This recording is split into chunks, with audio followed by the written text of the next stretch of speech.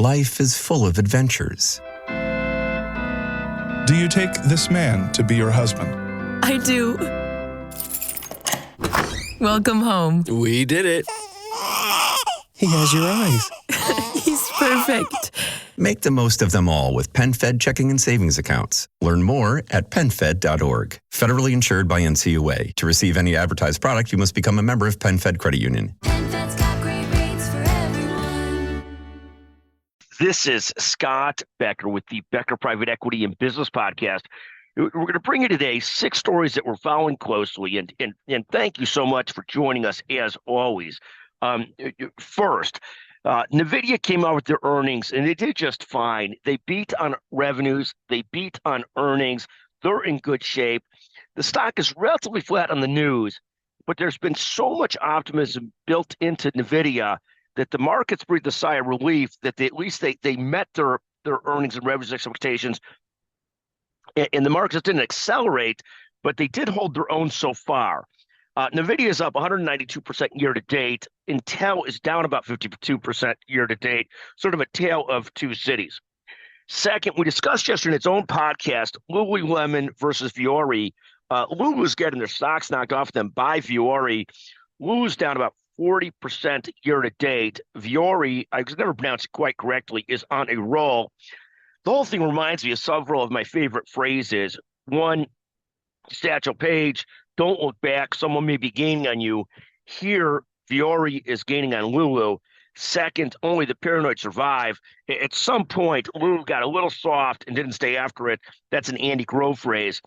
And finally, don't let the old man in. I forget who said that or who it's attributed to. I love that phrase. Again, I still love the Lululemon sweats. All else is less enticing there. And the sales racks, again, have stuff on them, which for some time they didn't because they were short on inventory. They were selling so much stuff. Now, again, they've got some garbage, so they're back on the sales rack. We'll see if we can find some stuff there. Third, a great story in the Wall Street Journal today about a firm that lends to very wealthy people who have gotten in bad shape. For example, a home loan in the Hamptons for $60 million. And these are very high rates, 24%. And the story's fast because it talks about how upset the people get that take these loans at 24% and then end up with very high interest and debt costs. When you're essentially borrowing from a loan shark, you should expect that. It might come in a white collar, but it still is a loan shark. The story in the Wall Street Journal goes, the lender bailing out desperate luxury property owners for a price. I think fantastic. Fourth, it's a long story, but I'll be in another part of the world for a few days. So you'll have podcasts coming out tomorrow and on Saturday, and we'll be back with you on Monday. And this is what happens when one of your kids decides to study 15 hours away on something, just insane, sort of going to the Milwaukee of the Middle East. We'll see how it goes. But don't lose sleep. I'll be back Monday. Fifth, there's this great question about are people giving money away because they're charitable and truly altruistic or for other reasons? I think most people, it's some mix and some variety of reasons. It can range from some ego to truly just wanting to help to you've got so much money you don't know what to do with it, to many other reasons, tax deductions, tax planning, but a lot of different reasons. My perception is most giving involves a couple different motives and not a single purpose. The question comes up more and more as fundraising becomes more central to health systems keeping thriving, and so much a discussion of what's driving it. Some is a true belief, it might be a political cause, but most of it is, I think, mixed in motives in different ways. The next story we're following today, we did get our first royalty check from Amazon for our book sales and from that handles advertising for our podcast. Needless to say, when I look at those royalty checks, I think this is a Shake Shack week and not a Joe Stone's Crabs or Four Seasons week. To that point, Shake Shack is up 61% year to date. And the reason it's a Shake Shack week, not a Four Seasons week, because those royalty checks are quite small.